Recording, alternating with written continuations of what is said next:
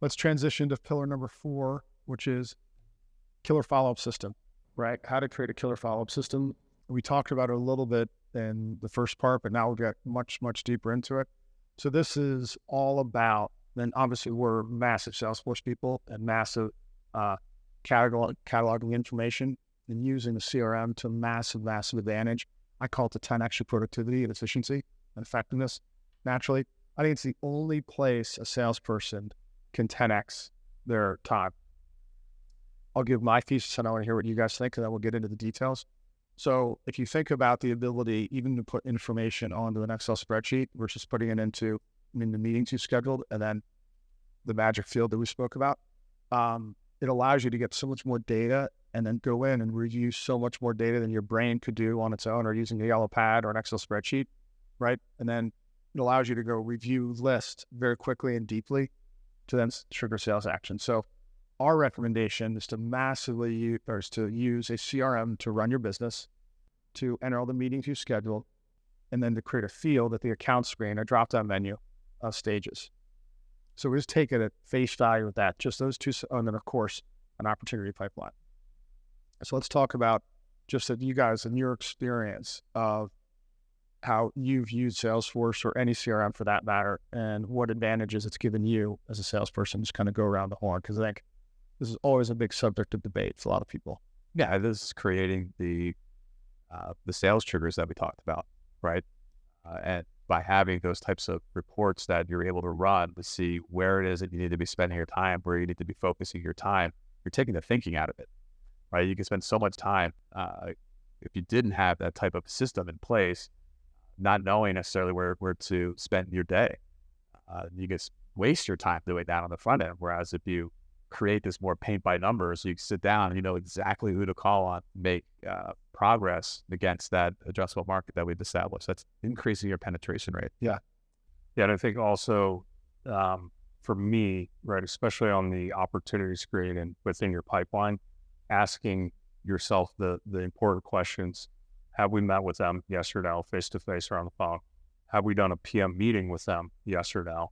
And when is the last time we met with them, right? And tracking all of that information, because again, to the point, time does fly, right? And it felt like I was just in their offices 2 months ago, but it was January. Like, wow, I need to get back. So tracking all that, not only your activity and your calls and meetings, the sales cycle, the golden field, but also on the opportunity screen, those key questions. Have we met with them, with the PM? What were the notes? What are the next steps?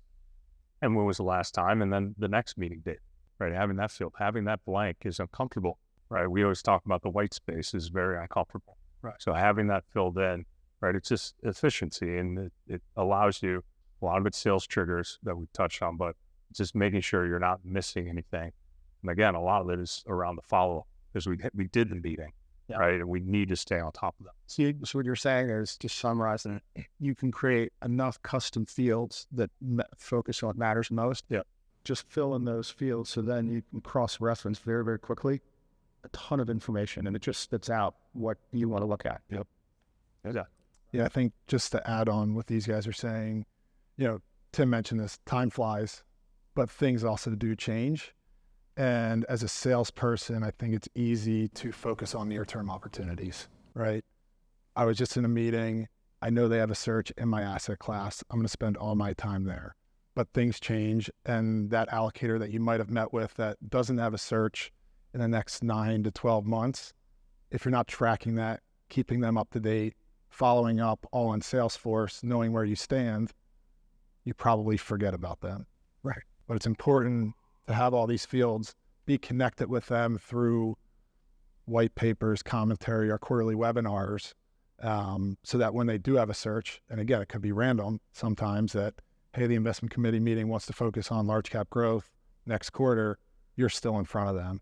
But I think a lot of salespeople that don't manage their CRM properly might forget about that opportunity, might not stay in front of them. All of a sudden, they don't remember that they met with you a year or 2 years ago. Let's talk about some of the key elements of the CRM to give you massive leverage. I'm going to check it out there. Past activity reports. right? So 30, 60, 90, and then kind of the year, right? Just you want to comment on the past activity reports, because that's something that we recommend so strongly to create, because that instantly, right? Yeah, correct. I like to have my look at pipeline and then look at rolling 90-day activity. You can do 30 or 60, and then But that's coming off of meetings that have been scheduled to put in the CRM, which Correct. has to go on the CRM first before it can go on the calendar. correct. So as soon as we set up a meeting, we put that into Salesforce the first thing we do. Then we send a calendar invite. Then we get ready to do the meeting or build out other meetings around this. Talk about the capture of the meeting schedule, how that basically creates this whole enterprise within your within the CRM. Meaning it changes the game, right? Correct. If every single meeting that you scheduled gets in there, you can then slice and dice everything. Look at past activity. You can look like, is this meeting that you scheduled first time meeting, client Correct. service meeting, follow-up meeting, and then you can categorize those to make sure you're not wasting your time, like all client service or all first time or whatever that might be, right? It's also to your point about the TAM and coverage and that golden field, right? You could cover all of that, but if you got 0 meetings, right? Are we calling on the right channel? Right, that's an important component as well. Yeah, right. We're saying the right thing in the Yeah, exactly. So the activity in the CRM being in, as we talked about, the interconnectedness of objects, whether it's activity and the pipeline and the accounts and the contacts, it's all intertwined. So it can relate, and you can run reports on, right? Here's where we stand. Here's our success, or were we because unsuccessful? it allows you, if you create the past activity, just take it to the end now. Well, it will almost always point to an opportunity that you had forgotten about or creates action. Right. I think not just the 90-day activity, but this speaks to the more you can take lots of information and chunk it down into smaller digestible amounts. That is very important for us as a sales firm. For example, we even have scorecards for certain channels that are more defined, banks, broker-dealers, and consultants, where there's less than 100 that you need to be covering. So we're always looking at those in small bits. Yeah. So the more you can chunk that information into customized reports, the more it creates sales action. Right. And then so my son Will Costins to say about the Canadian, what benefit does it do for the organization? I think it's a risk control. I think it forces us to take our own thinking out of it and see where the gaps are by simply pulling up the information. Right, because then you can take, if everyone's putting that information in uniformly, which is pretty simple to do, then you can measure. Yeah, it actually takes the sales manager role kind of out of the picture, right? Now you have sales executors, right, and fundraisers, or sales manager. That's the spreadsheet model, right? And they have to take sit down with Andrew, take his notes from his brain, and put them into one depository, right?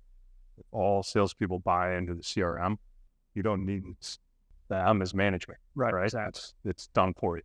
Because then it spits out. So you guys have spoken a lot about pipelines, okay? So I consider there's 2 types of pipelines, right? There's pipelines that show opportunities, okay, across all channels that's shown by stage. And then, as we talked about, you're talking about a scorecard. So let's talk about the scorecard first, okay? And really the thesis behind the scorecard. Yeah. Well, it brings a matter of prioritization to your efforts, right? So if you know that there's a buyer of your strategy, let's call it JP Morgan, the largest buyer of investment strategies that you're representing. If that's your largest buyer, you want them right at the top of the list. You want to know, where do I stand in the sales cycle with JP Morgan? Right. And do I have a next step with JP Morgan every quarter? So it's a bank broker-dealer scorecard, so you're going to give an example of. Correct. All the banks and broker-dealers in one scorecard. So there's the table stakes, but there's also the 2 most important. We talk about white space. Do you just want to talk about those 2? Yeah, so we have Current status. So we have the name of the account, JP Morgan, right? Where they're based, AUM, notes, next steps, last meeting date, and next meeting date. But we need current status. Yeah. Maybe falls in notes. And then next step. Yeah. Right. So those 2 are really, at the end of the day, what matter most. I mean, all the other stuff is just comes out of the database, but the other ones are qualitatively customized. And I think so. If you're selling a mutual fund, right? Who is the largest buyer of mutual funds? JP Morgan, right? Where do we stand? So Right. the BD Bank scorecards, the consultant scorecard, right? That goes across all types of strategies, whether it's long only or private. Because you want to make sure that you are somewhere in a sales cycle with those defined pools of capital. Exactly. You can't not have an answer, right? You want to make sure that you know, right? There's exactly where you stand with JP Morgan, exactly with Wells Fargo, so on and so forth. But there's not, I think there's what, from a model perspective, there's under 50 broker dealers where there's model opportunities. But meaningful. Yeah, right. And then of course a bank's a broker dealer. But then getting into the regional banks, there's opportunity, right? So but it's still a defined list. Yeah. You're not going to cover it all in a week. But the consultants are a defined list. Yeah. These are long sales cycles. And if you're marketing an alternative, a private alternative or a closed-end fund, right? If your channel is the endowments or the public pensions, right? That's a defined list of endowments. There's not new endowments popping up, right?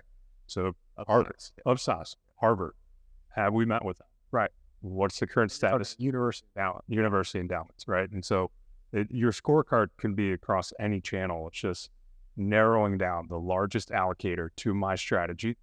Where do we stand? And be able to quickly see that. And the leverage is with a click of a button using now Salesforce has the best reporting capability in the industry, bar none, right? So the ability to then quickly create reports and have one-click access to everything so that you can get a quick status. And it doesn't, like right now, if I asked you, it's like, let's just show me the BD Bank scorecard for Edgewood.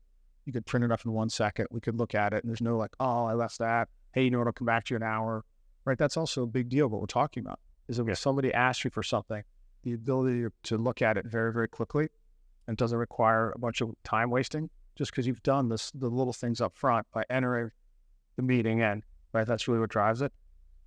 Also having, it's a small thing, but primary contact for that opportunity, meaning that person is responsible for underwriting decisions in that asset class versus, well, I knew this guy at JP Morgan and that's where we stand because it's a private wealth guy that I have a relationship with. Well, reality is you're probably nowhere with that. Right. So having the true person who's responsible for that opportunity at the firm, is important to keep, for a team perspective, to make sure they're focused on the right part of the opportunity. Yeah. I always talk about what does a win look like? Right.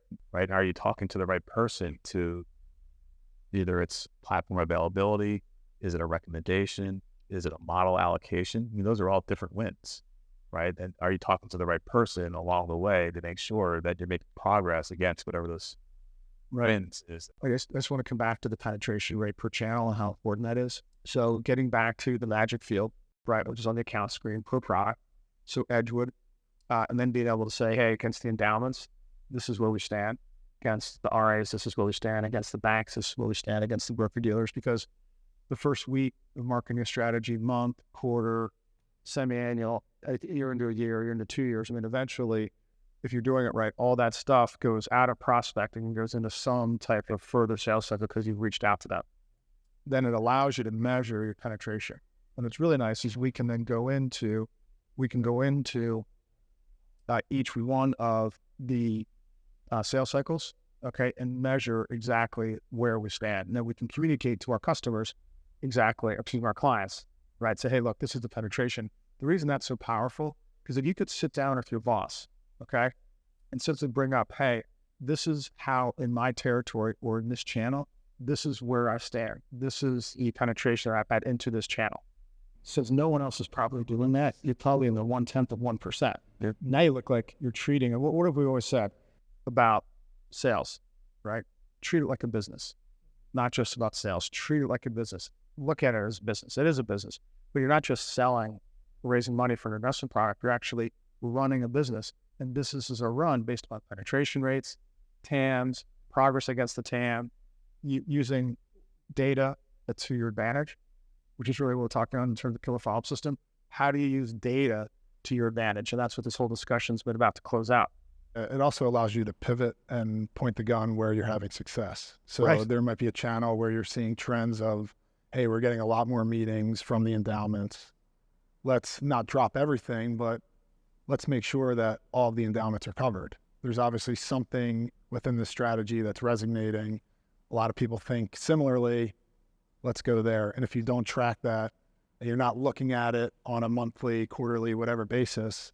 Yeah, it's a great point. It's also one of the reasons why we categorize the type of activity, right? So if you're having success in just having a lot of first-time meetings, well, that's great.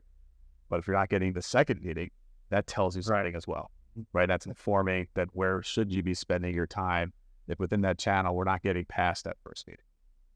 Great. Well, so just to recap all the way through, right? We talked, when we first started out, we talked about setting expectations. That's the first principle, doing some research beforehand, setting expectations, writing the sales plan, agreeing to the reporting cadence.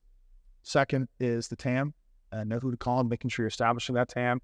Then you have a plan of attack, how you're going to execute against the TAM, and then measure your progress on execution using city scheduling.